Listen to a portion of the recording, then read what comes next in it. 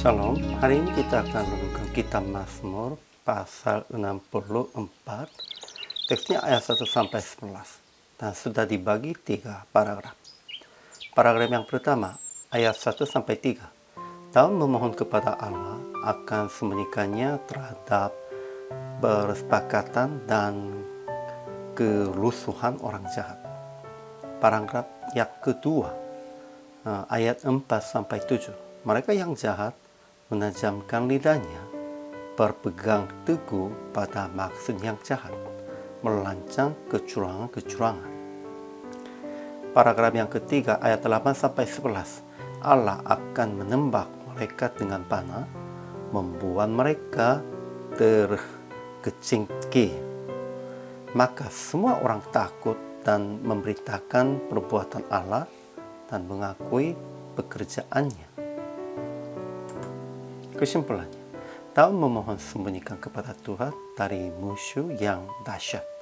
Mereka melakukan kejahatan kepada Daud dengan kata-kata tajam dan memasang perangkap dengan tujuan yang jahat.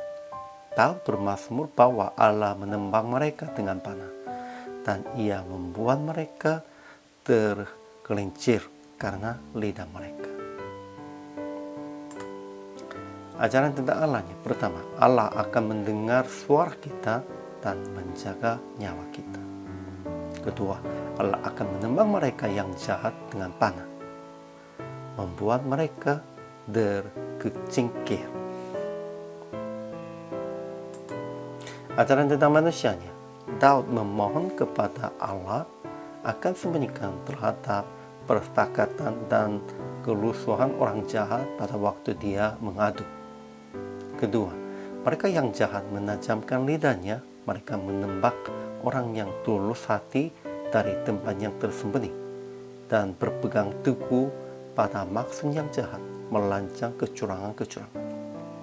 Ketiga, akhirnya mereka yang jahat takut dan memberitakan perbuatan Allah dan mengakui pekerjaannya, dan orang benar dan orang jujur akan bersukacita dan bermegah karena Tuhan. Aplikasi hari ini ya. Pertama, hanya memohon pertolongan kepada Tuhan pada waktu mengadu. Memang kita harus memohon pertolongannya hanya kepada Allah saja.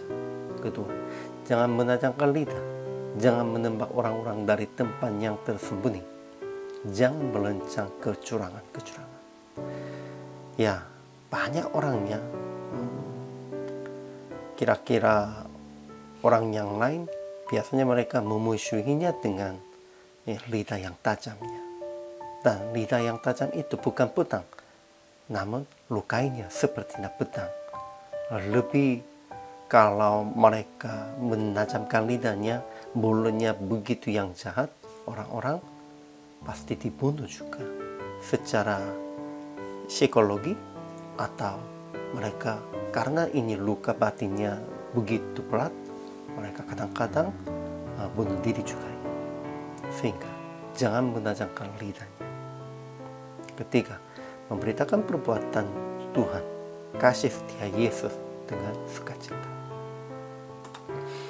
Dari praktek hari ini, menjaga lidah dan mulut Anda harus jagalah.